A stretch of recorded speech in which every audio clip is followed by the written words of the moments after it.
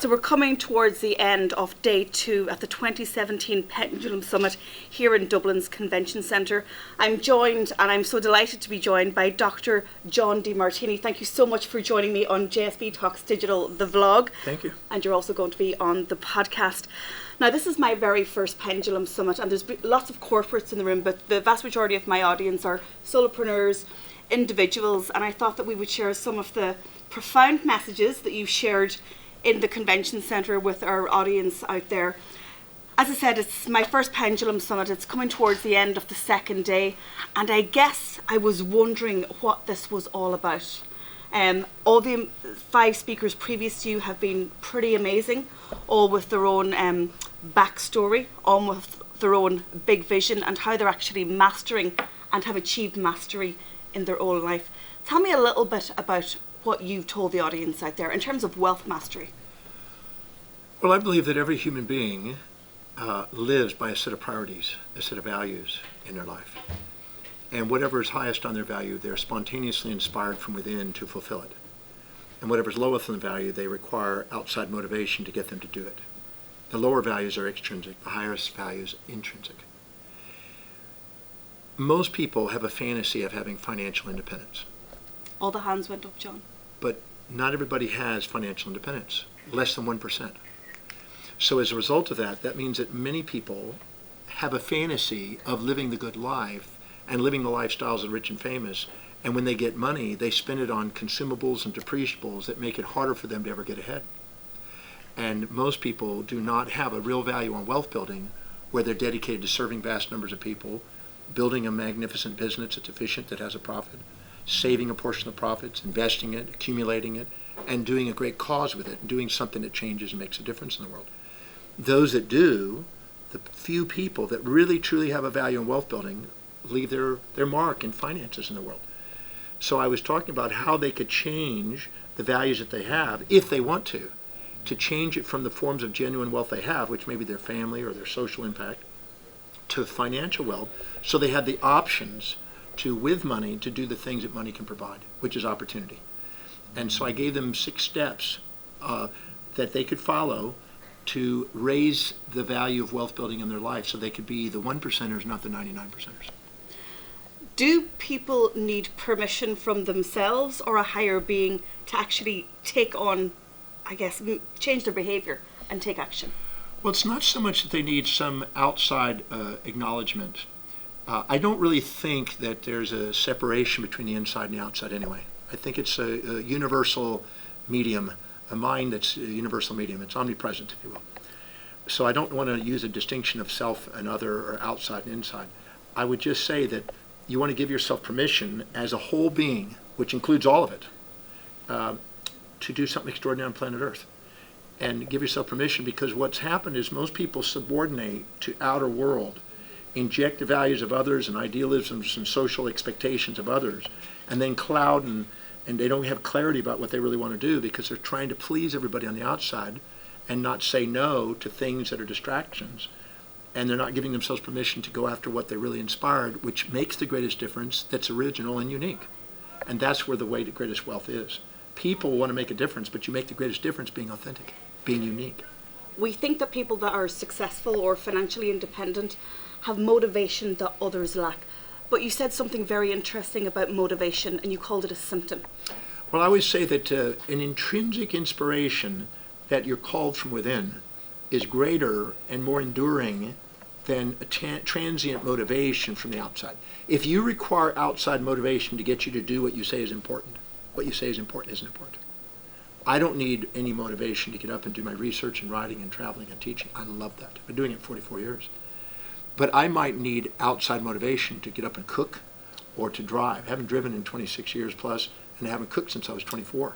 So those things I learned to delegate a long time ago and allow people who are excellent at doing that love doing that, to do those things. So I surround myself with excellence and get on and do what I do excellently, the thing that I'm inspired to do. This is how you master your life and live an inspired life and a wealthy life. Tell us a little bit about yourself, because I find it fascinating the fact that you haven't driven in 26 years or cooked in 24 years. There's hope for me because I don't like cooking, John. I'm not motivated or inspired to cook. My husband does all of it, so I'm quite happy with that situation. But you live on a ship. Yes, for the last 15 years I've been living on a ship called the World. I saw the advertisement on this ship in 1999 in the Robb Report, and I thought, wow, that matches me, because I've said since I was in my 20s that the universe is my playground, the world is my home, every country's a room in the house, every city is a platform to share my heart and soul. And I always envisioned myself since I was about 20 to travel the world, never be really tied to any one place. I'm kind of a nomadic. And so when I saw that advertisement, I thought, wow, that would match my life, and it matches it. And it's called the World. And so your home would be the world, and that makes sense. So in 2001, as an anniversary present for my wife, I thought we bought a condominium on the ship. There's about 100 of us that own the ship. And it full-time travels around the world and goes to the most amazing places, goes on expeditions, and it's all pioneers, and they're really amazing people that have done extraordinary things on the planet. And we all live together and do things. I just got off the ship a couple of days ago, and the ship is on its way to Antarctica right now on an expedition. So it just circumnavigate the planet and get off and on as I'm speaking. And another extraordinary thing that inspired me was that you've written a 27-page document on how the world will see you posthumously in, 1,000 years' time? Well, I realize that I've set many thousands of goals, and many of them have come true. And I realize that those are all some short, some longer, some lifetime goals, some beyond lifetimes. And I realize they're all coming true, so why limit it? Why have a time frame on it? So I learned from Giordano Bruno, who was a kind of a renegade philosopher, theologian, and astronomer back 400 and something years ago. He wrote a posthumous biography. It inspired me when I found out that 400 years after his passing, they came true, and they were already true. And I realized that I better do the same. I better start making goals that are outlasting my life. And I did, and believe it or not, within 9 years, just under the 10-year mark, I had the opportunity to have some of those goals already start to manifest. Things I didn't anticipate for many, many decades already manifesting. And that one of them was actually having some of my writings left in an airtight cylinder to be stored for 1,000 years in the Milk Abbey in Austria. So I literally had a goal that now manifested 1,000 years. Can you give me any insight at all as to one thing that you've said that the future will say about you? Just one little nugget. He was a man on a mission who was inspired by teaching, and he just loved researching, writing, traveling, and teaching. Thank you.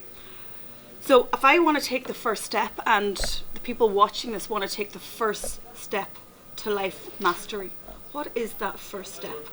Well, do I share it with the people? Please do. One of the things that you might consider, I believe that it's wise to determine what you really, really value and look at what your life demonstrates is really most important to you.